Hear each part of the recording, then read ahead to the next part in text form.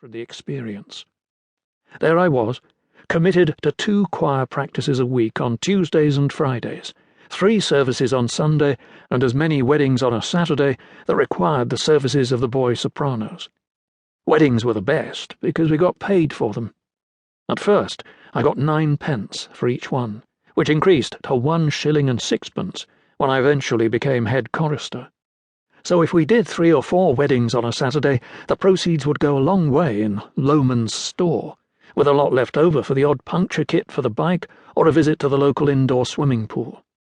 4 Old English pennies to get in and 3 to buy a bag of hot chips from the fish and chip shop on the way home. My life very quickly began to revolve around the church and the 2.5-mile walk to and from it.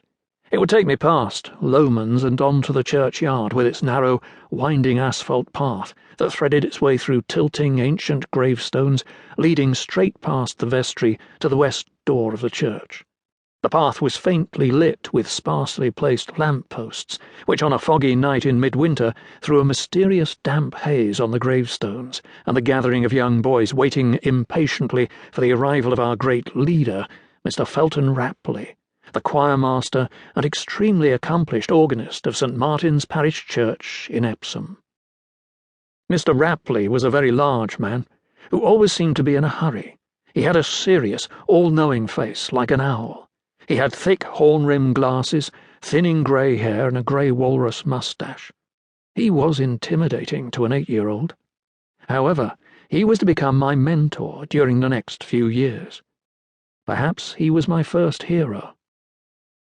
Sometimes I would arrive early for choir practice, and as I approached the church I could hear him rehearsing his next recital. I would sit outside on the wall by the vestry door in the dark, transfixed by the sheer size of the organ's sound penetrating the dimly lit stained-glass windows. The whole sensation was magnified by the fact that it was taking place in the middle of a graveyard that dated back to the 15th century. There is nothing quite like the experience of singing with a large group of people, your senses being bombarded by all those harmonics and actually contributing some of your own. Felton Rapley spotted my enthusiasm quite early on and quietly took me under his wing. As I grew older, he encouraged me more and more, giving me the odd solo and slowly boosting my confidence until he made me head chorister at the age of 11. He was considered to be one of the finest pipe organists in the country, performing regularly on BBC radio. He would give a recital every 4th Sunday after evensong, and one such Sunday he asked if I would stay after the service and turn pages for him.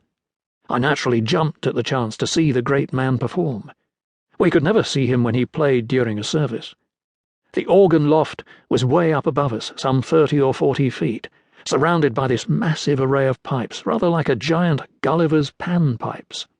Although this was opposite where I stood in the choir stalls, I could only ever see his balding head and his shoulders swaying, physically accenting what he played. He had a long mirror up above his head, so he could keep his eye on the transgressors eating boiled sweets or reading the Beano or Eagle comic during one of those interminably boring sermons. Evensong finished, and I followed Mr. Rapley as he propelled himself up the steep, narrow stone spiral staircase that led from the vestry up to the organ loft, his enormous frame brushing the walls on either side, with his long black gown flowing behind him. He almost seemed short of breath on the flat, as a result of him smoking large numbers of senior service cigarettes when outside the confines of the church, so by the time he made it to the top, he seemed to be completely knackered. He sat down heavily on one end of the organ bench, bent over, and with some difficulty changed his shoes for a pair of patent leather slippers. I remember being terribly impressed, having never seen anything quite so opulent. He swung round, squeezing himself between the bench and the 3 keyboards that fanned out in front of him, set the music on its stand, and pressed a couple of preset buttons, which caused the 2 vertical banks of porcelain knobs on either side of the keyboard to jump in and out with great speed and a resounding thump. As he began to play, he was transformed before my very eyes. His energy level seemed to quadruple. The cumbersome movement of his somewhat overweight body disappeared and became fluid, his fingers flying across the keyboard with extraordinary speed and accuracy.